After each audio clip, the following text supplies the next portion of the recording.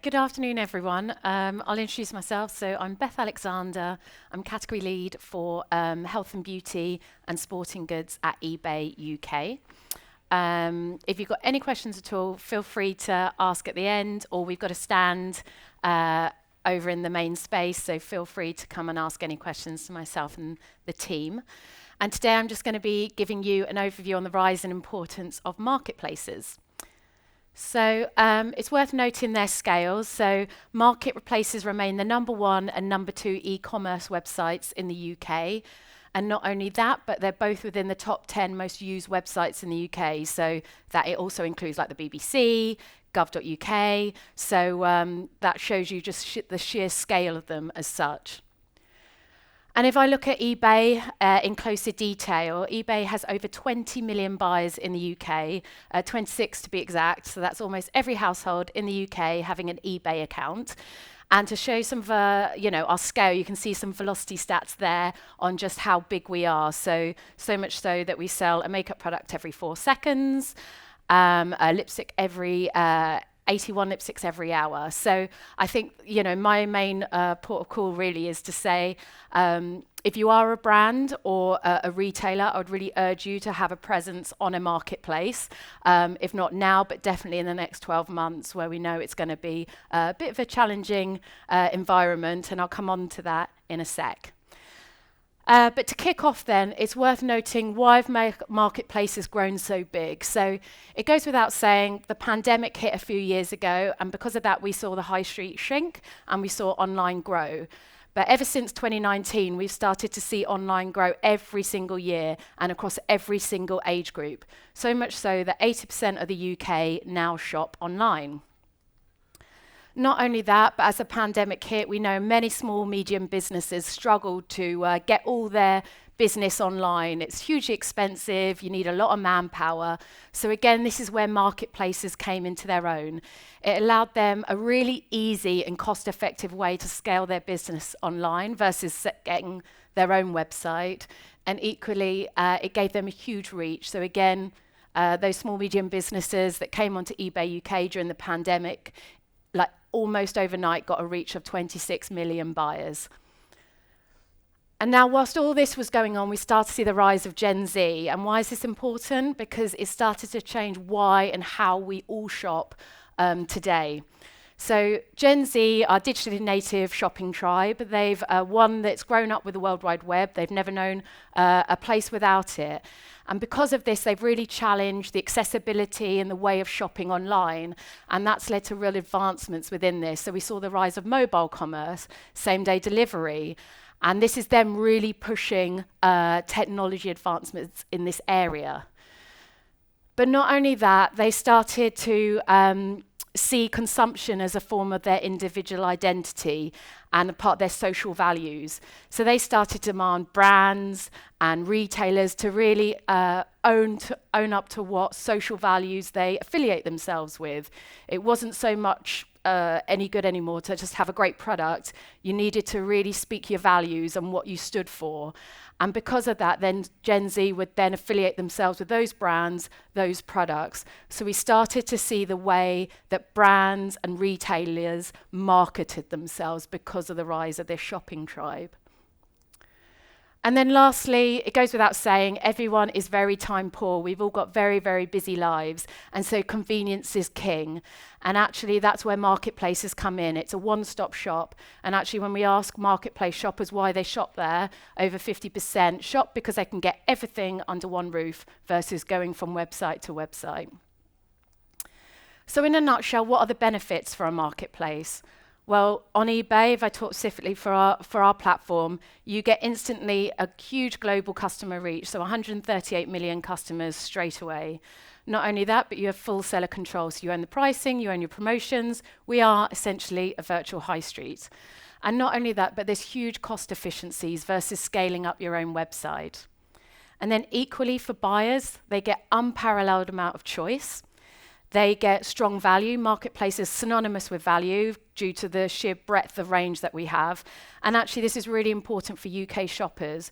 UK shoppers, so than any other, from any other territories, have very strong value-seeking behaviours.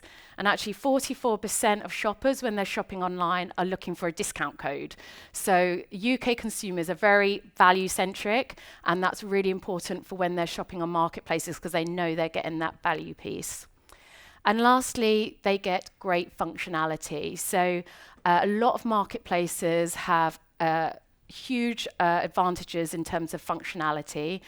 One on eBay specifically is if you decide to purchase a luxe handbag or an expensive pair of trainers or watch, we have an authenticity guarantee service that we have a team that will check it's the real deal, that you're not just buying a very good counterfeit Gucci handbag. Someone will give the nod and say, yes, what you've bought is the real thing. And so again, it's just giving that buyer confidence that they're buying on a platform and they're buying the real deal. And that's something that other websites and platforms aren't able to have that functionality as good. So then, as we know on the news, we see every day, it's a bit of a tricky environment, and it's expected that the next 12 months are going to be challenging for all as buyers' disposable income is going to be stretched. So more so than ever, marketplaces should be part of all brands and retailers' sales channels. And why? Firstly, as I mentioned earlier, they're synonymous value for money. As people have less disposable income, we're expecting more traffic onto our platform as more people seek value-seeking behaviours in their path to purchase. Equally, we need to target Gen Z, and why? Today, they represent 25% of the spend in the UK, but over the next few years, as more of them enter the workforce, they're going to represent 40% of the spend. So it's really important that we target this shopping group. And to target them, we need to ensure that we appeal to their values. And I'll come on to this in a sec of what we're doing on eBay to ensure that we're appealing to the social values that's so important for them. Equally, we need to be personalised in our communications. No one wants to have tons of junk emails in their inbox. You want messages that are super clear for you and relevant for you. And again, on a marketplace, there's so many different shopping tribes, whether you want to hit the fashion tribe, the beauty tribe, the mass beauty tribe, you can do that and you can target your comms towards whoever you want to target towards.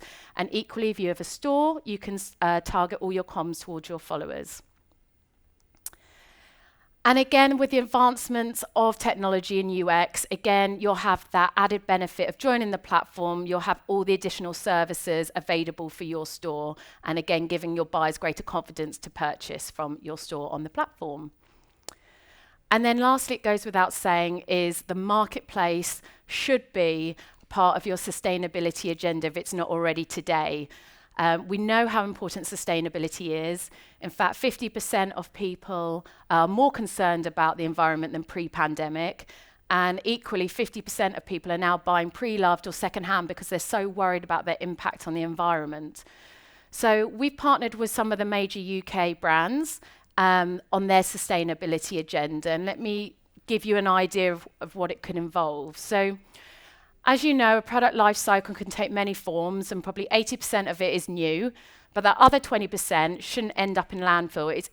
It's equally got its own value opportunity. And those other product life cycles, part of that 20%, can be pre-loved, can be ex-display, excess stock, can be refurbed. All of that have its own opportunity on the marketplace. And some of our brands do exactly just that today. So if I look towards the fashion area, we work really closely with Joules. Joules sell a lot of their ex-season stock on the platform. And equally, in the last few weeks, they've started doing pre-loved. So where people are no longer wanting that Joules top, Joules will take it from them, repair it if it needs to, dry clean it, make it like new, and resell it on. So again, it's avoiding adding to landfill. And equally, our friends at Dyson have a hugely successful business on our platform where they have a really amazing refurb business where, again, if they have a broken part, they fix it in their warehouse and then they resell it on our platform with a year's guarantee, again, giving that buyer confidence when they're buying on eBay and a Dyson product. So again, if you don't have the marketplace involved in your sustainability agenda, I'd really urge you to consider it. So then we've spoken about why marketplaces have grown in traction. We've spoken about why they're going to be important for the next 12 months in a tough environment. But it's equally good to look beyond that and to really think, right, how are these marketplaces going to evolve? So the first one I've mentioned quite a few times is about Gen Z and how values are really taking center stage. And this will just get bigger and bigger. And actually 40% of people now want a filter by values. When they're shopping by a brand or by a product, they want to know what social cause it's giving to. So here at eBay, we listened to what our shoppers were saying. And we've created, with our small, medium businesses, a platform within eBay where people can shop by social cause of what's really important to them, whether it's the environment or supporting women in business. They can do all of that. And again, if you're on eBay today, want to be on eBay, and you want to be part of this, come and chat to myself and the team later on at our stand about this. But not only that, so we're seeing the rise of the metaverse. We see it every day, and this will give ways to new shopping journeys within the marketplace where people will be able to see, feel, try on products before purchasing it. Equally, we're starting to see the rise of NFTs. So far, we kind of see it in the art world, but we're starting to see it play into fashion and sneakers. And actually, this is something eBay's invested in. We've recently acquired an NFT company, Known Origin. It's still very early stages, but we'll start to see this gain traction, and we'll start to have a look at a world where we've got twinned inventories. So you've got the physical and you've got the digital. The next one is about an immersive tech experience. So as technology is getting better and better, of course, the journey on the marketplace will do so accordingly. And something that we're seeing a rise in is shop streaming. So that's e-commerce with live streaming. And again, that's given consumers that great experience. It's fun, buy it now, and a really exciting shopping journey. And it's something we're doing within our luxury categories across Europe, and something, we'll keep investing in. And then lastly, we'll start to see all these different worlds that we see today, whether it's gaming, e-commerce, social. We'll start to see them combined, so it's one conversation for all our shoppers, our buyers. It's not fragmented as it is today, so it becomes one conversation, one journey. So hopefully that gives you an overview of marketplaces, where we've come from, the next 12 months, and then the long term. Again, thank you for your time. If you're not on a marketplace and you have a brand or you're a retailer, I'd really urge you to consider it as one of your key sales channels. And any questions, please come and have a chat to us on the stand later, or now, in fact. I've got some of the team in the room. So, does anybody have any questions? So I have one, if possible. If I were a retailer or brand with a presence on eBay, to what extent can I kind of stamp my own branding on that space? Essentially, I would view eBay as like a virtual store, and I'd really consider you to look at the Dyson store as like best in class. Those guys we have a great relationship with. They're fully invested in eBay as part of their whole sales strategy and sustainability agenda, and they're very targeted in what they wanted to do. They saw eBay as an outlet for their refurb business, and they're very clear of what they wanted. So I think as long as you've got a very clear proposition of what you want to do on the platform, then our side, we've got the resource and all the hands to help you get on board and steer you in the right direction. But I would urge you to put it as great as importance as, say, grocery or high street, not to just quickly launch and walk away. Be invested, and equally, you've got a mountain of resource our side to help you on your journey on eBay.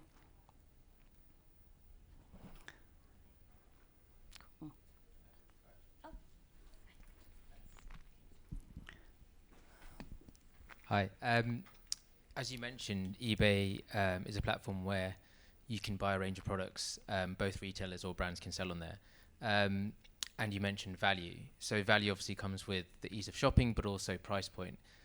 As a retailer, you're often selling products that other retailers are also selling. And on marketplaces like eBay, Amazon, the way that the retailer is going to get the business is often being the cheapest. How does eBay aim to tackle that kind of price mechanism where it's just cheapest is the most sellable product? So that means the brand is potentially losing value in its product, and the retailers are just having to reduce their margins to get that sale. Yeah. And secondly, do you see a point in which brands will then say, well, look, if we're able to sell on eBay and Amazon ourselves and have that fulfilled or fulfill it ourselves, there's no need for those retailers to be selling their products? Yeah. No, good Slightly question. complicated question, but No, it's a good question. So in answer to the first one, well, firstly, I'd say eBay's quite different to Amazon's. There's no lost buy box. So anyone that's familiar with Amazon platform, there's a buy box, and you can, it usually goes to the most, one that makes sense for Amazon. On eBay, we don't do that. So it's your store, you've got that search river, and there's different people within it. And the algorithm's based on a multitude of things. So not only is it price, but it's viewed items, it's bought items. So it's your seller history, and it's your ratings and reviews. So you could be the cheapest, but you might have really bad reviews, and therefore you're not going to cut through. So for me, I don't think you need to necessarily be the cheapest, but you need to be good value. And I think that's true across every single retailer in the UK. Whether you're shopping anywhere, you want to be good value. So do I think you need to be the cheapest? No, but I think you need to offer the best service, the best dialogue with the buyer, ship on time to what you say you'll ship on time to, and be at a right price that they perceive that as value. And then I think, you'll cut through. So in answer, I don't think it's a race to the bottom. Okay. And your second question, did that answer your second question too?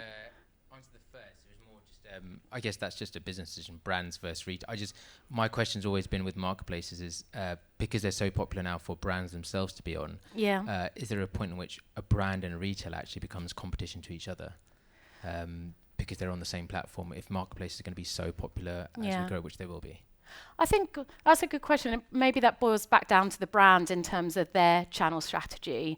I think if I take the case of Dyson, without working for them, I see them selling in Boots and on Amazon, all their new stock, but they've got a very clear sales strategy that eBay will be their refurb outlet.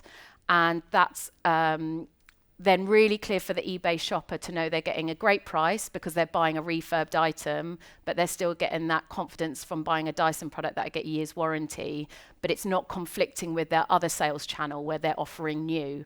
So I guess in answer to your question, I'd probably push that back to the brand in terms of their sales strategy, but certainly at eBay, that's something we'd want to work on them to make sure we're not here for like a month partnership. We're here for a long-term partnership. So we need to work with them on what's right for their brand and for their products. And then I think if they, we can work together on a co-created plan, then it works right for both businesses without the conflict of anyone else, really. Thank you. Does anyone else have any questions? Show of hands. I was just wondering, you mentioned that you had this unique anti-counterfeiting sort of system in place. How exactly does that work? Because we know that's a huge problem, especially with digital marketplaces. It sounds like it's quite unique to you. When was that implemented and how does it work? Gosh, that's a good question. Well, luckily I've got my colleague Alice here in the room, so maybe Alice wants to take when it was created. Yeah, sure. Alice. I wasn't expecting this. Hi, everyone. So we launched Authenticity Guarantee. I might stand up. About a year ago now, and we started with high-value sneakers. We call them trainers in the UK, but globally it's sneakers. And so we have an authentication centre in the UK with some expert sneakerheads who will manually inspect every sneaker that comes through. So a buyer will buy a sneaker from eBay, it gets sent through the authenticity centre, and then our sneakerheads will authenticate the sneaker. There's various different touch points. One includes sniffing the sneaker to make sure that it's legit. And then when that sneaker is deemed good to go to the customer then receives it. So we've rolled that out on sneakers about a year ago. We've recently also launched it onto luxury handbags, watches, and jewellery. So it's so far going really, really well. And I imagine it will continue to just grow and include more product. Hopefully that answers the question. Absolutely, I can definitely see something great for like electronic devices and stuff, you know, that high-end market. Yeah. All right, does anyone here have any more questions?